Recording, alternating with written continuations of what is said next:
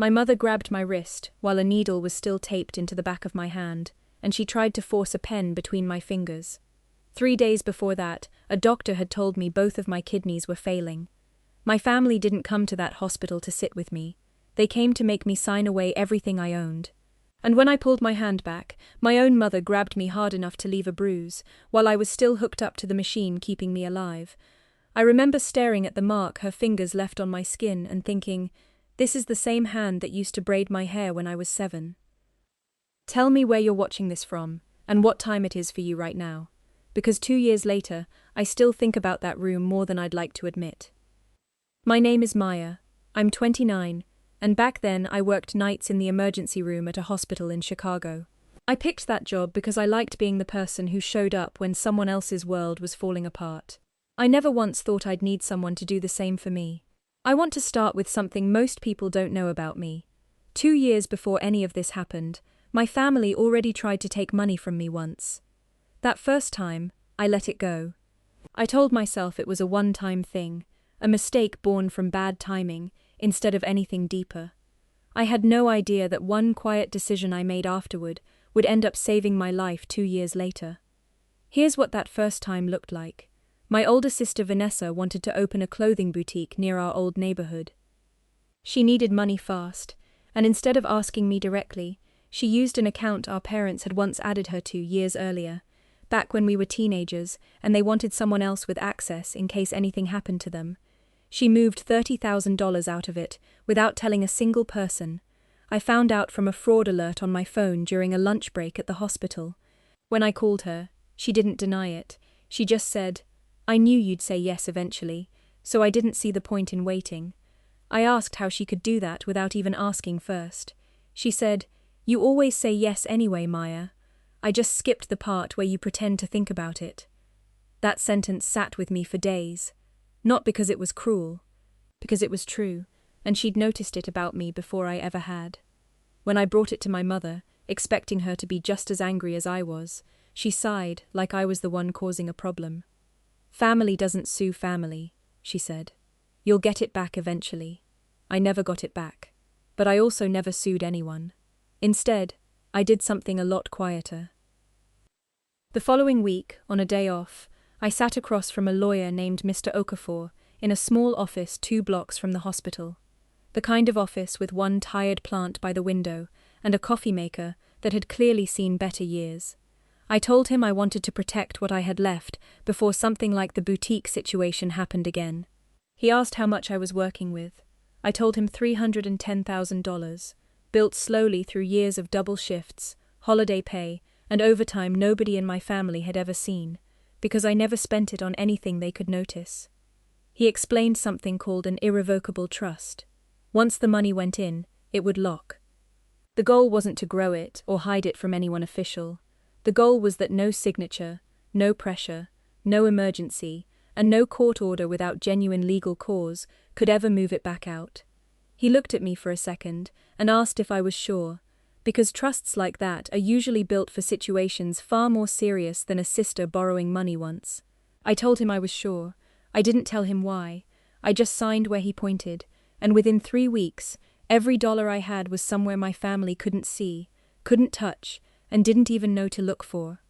For the next 2 years, I kept paying for everyone anyway, like nothing had changed at all.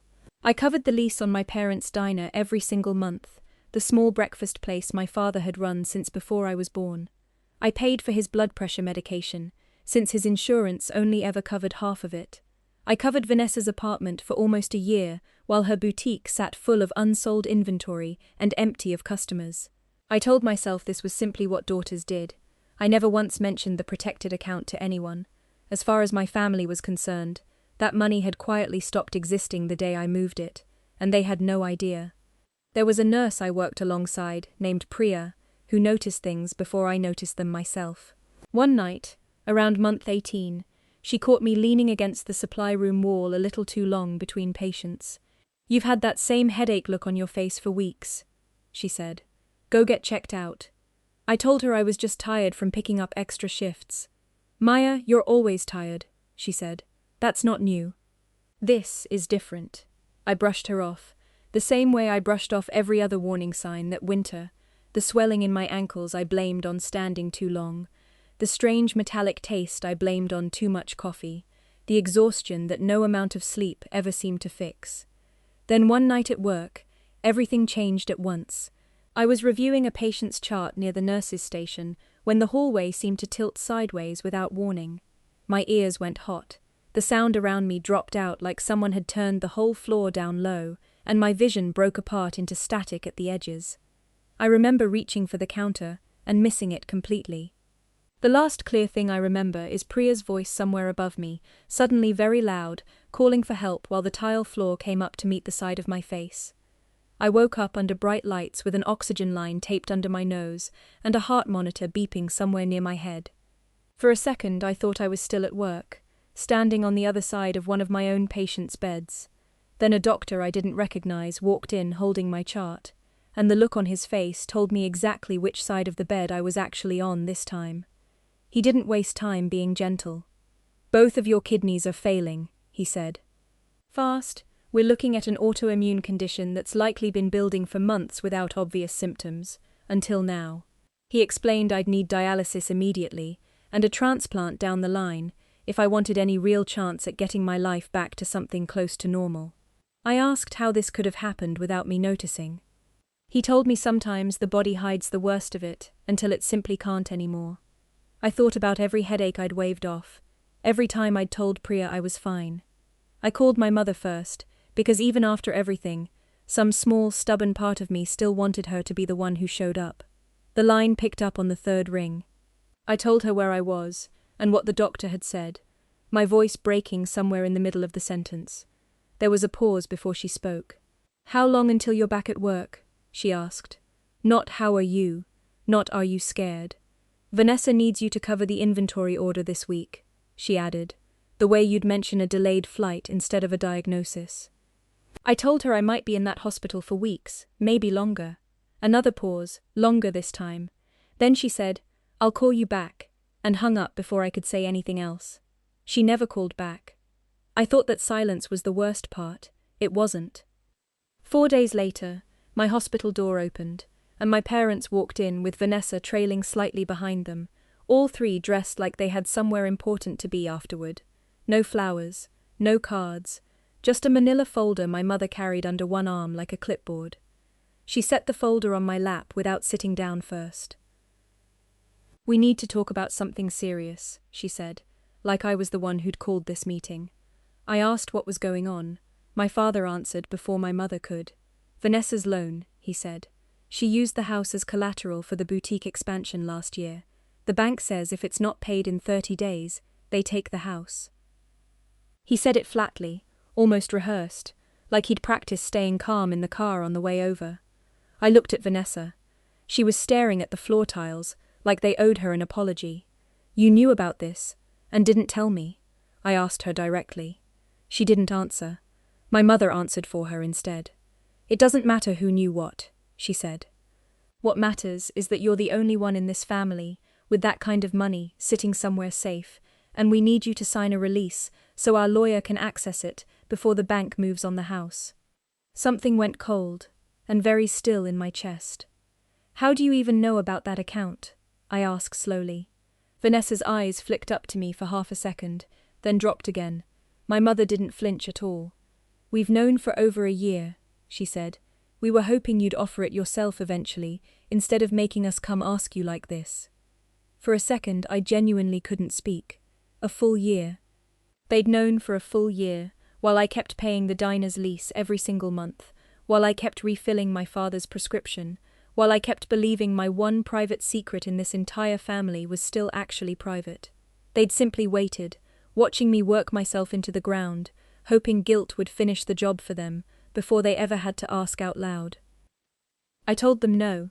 I told them that account existed, precisely because of everything this family had already taught me to expect, and I wasn't signing anything from a hospital bed 3 days after being told my kidneys were shutting down. My mother's expression changed fast, the way a kettle goes from quiet to screaming in one breath. "You ungrateful," she started, then stopped herself, like even she heard where that sentence was headed and didn't want witnesses for the rest of it. She tried a softer angle instead. You're sick, Maya. You might not even go back to work after this. What good is that money sitting there doing nothing while your family loses their home? I said it again, slower this time. No. That's when she reached past the IV pole beside my bed, grabbed my wrist hard enough that I felt the tape on the back of my hand pull at the skin underneath, and tried to press a pen between my fingers, like forcing my hand around it would make the signature count. Just sign it, she said, gripping tighter. You owe us this much at the very least. I pulled my arm back as hard as I could manage, which wasn't very hard, considering where I was, and what was running through the IV in my other arm. My father stood near the door the entire time, not stopping her, not helping me, just glancing out into the hallway every few seconds to make sure no nurse walked by too soon. What none of them noticed was my other hand moving under the blanket, pressing the call button I'd asked the nurses to give me weeks earlier, after Priya half joked that someone working my kind of hours should always have one within reach. I'd laughed when she said it. I wasn't laughing now. The door opened less than a minute later. 2 nurses and a security guard came in fast enough that my mother let go of my wrist on instinct before she even saw who it was. She started talking immediately, the way people do when they already know how something looks. This is just a private family conversation, she said. My daughter is overwhelmed. She's not thinking clearly. The guard didn't even look at her when he answered. Ma'am, every patient room on this floor has a ceiling camera for safety monitoring. We're going to need you to step outside. My mother's face did something I'd never seen it do before. It went completely blank, like she was running numbers in her head and not liking a single answer she was getting. What none of them knew yet, what they wouldn't find out until the next morning, was that the moment my mother grabbed my wrist for that signature, she had already lost. Not because of the camera, not even because of the guard standing in the doorway. She had lost 2 years earlier, the same week she told me family doesn't sue family. The hospital's legal office called my parents the following morning, mostly to confirm that an incident report had been filed and that the hospital's attorney had already been in contact with mine. My lawyer, Mr. Okafor, was the one who actually delivered the real news over the phone, and I only know the details because Vanessa told me weeks later, back when she was still trying to explain herself to me. He told them the account in question had been restructured into an irrevocable trust with a no-contest clause more than 2 years earlier. No signature from me, willing or forced, could have released a single dollar of it early. There was no release form on earth that could do what they needed it to do. They had spent 4 days planning a hospital visit, and 20 minutes trying to force a sick woman's hand around a pen for something that had been legally impossible since long before any of them ever asked me for it. Vanessa told me my mother didn't say a word for almost a full minute after that call ended. Then she finally said, very quietly, she's had this planned the entire time. Not she protected herself, not she was scared of us. She's had this planned. Like protecting your own money from your own family is something you plot against people, instead of something you do because of what those same people already showed you they were capable of. My father apparently didn't say anything at all. He just sat down at the kitchen table and stared at the same folder of useless paperwork they'd carried into my hospital room 4 days earlier. My mother was charged with battery against a patient inside a medical facility, based on the camera footage and the bruising a nurse had photographed on my wrist within the hour. My father was named as a participant for blocking the room and failing to step in while it happened. Vanessa wasn't charged with anything related to that day, but she didn't walk away clean either. Without the trust money, and without the house still standing as usable collateral once the loan officially defaulted, her boutique's lease ran out within a single month, and nobody renewed it. I didn't have to cancel a single automatic payment for the rest of it to fall apart on its own. I had already quietly stopped covering the diner's lease the same week I woke up in that hospital bed, the same day I finally decided I was done being the answer to every financial problem in that house. The diner closed 2 weeks later. I drove past it once, months afterward, and saw the same handwritten, closed sign, still taped to the inside of the glass door, slightly yellowed by the sun, the booth still set up like someone might come back to open it any day. A neighbor who used to bring her kids in for pancakes on Saturdays told me later that nobody from my family ever came back to clear the place out properly. The bank ended up emptying it themselves. The house went into foreclosure not long after that. The same house where I used to do homework at the kitchen table, while my father worked the diner downstairs. My family lost almost everything they had built within a single season, and none of it required revenge from me in the way people usually mean that word. It only required me to finally stop holding the entire structure up with my own two hands. 6 months after that hospital room, I sat in a courtroom and read a short statement before the judge handed down sentencing. I told him about the wrist grab, about the bruise the photograph had caught in clear color, and about the 4 days my family spent quietly planning that visit, instead of once asking how I was actually doing. My mother sat at the defense table, in a grey blazer that didn't match any version of her I remembered from years of Sunday dinners. She didn't look at me once while I spoke. The judge sentenced my mother to 18 months for the assault. My father received probation, and a mandatory program tied to his role in blocking the door. Before the sentence was handed down, the judge asked my father directly why he hadn't stepped between his daughter and her mother, even once, in a room with a closed door and no one else around. My father didn't have an answer ready. He just said, "I didn't think it would actually go that far," which told me everything I needed to know about how far he'd already watched it go, plenty of times before, in smaller ways I'd never bothered to count. As the sentence was read aloud, I felt almost nothing, which surprised me more than anger would have. I think I'd already done most of my grieving for that version of my family back in that hospital bed, long before any judge ever got involved. Vanessa came to see me twice during my recovery, after the dialysis but before the transplant. The first visit, neither of us said much. She sat in the chair by the window and picked at the hem of her sleeve the entire time. The second visit, she finally said the thing I think she'd been carrying since the hospital room. "I should have told you they knew," she said, "about the account. I found out the same week they did, and I let an entire year go by without saying a word, because some part of me was relieved it wasn't just mine to fix anymore." I didn't forgive her in that exact moment, sitting there with a needle still in my arm. But I didn't ask her to leave either, and for where we were by then, that was already more than I expected to give. I had my transplant 5 months after the hospital incident, fully covered through my work insurance, the same way it always would have been regardless of what happened with the trust. The $310,000 sitting in that account was never actually needed to save my life. It only ever existed to protect what came after my life was saved, and in the end, that's exactly the job it did. Priya was the first person to visit me after the surgery, holding a cup of the terrible hospital coffee she knew I secretly liked, telling me I looked better already, even though I clearly didn't yet. I live alone now, in a small apartment nowhere near that old house, the kind of place I used to imagine having, back when I was still paying for everyone else's. For the first time since I was a teenager, every dollar I make stays exactly where I put it. Vanessa and I talk sometimes, carefully, the way two people talk after something neither of them fully recovered from. My father has called twice. I haven't answered yet. I don't know if I will. Looking back, the part that still sits with me isn't the wrist grab, and it isn't even the hospital bed.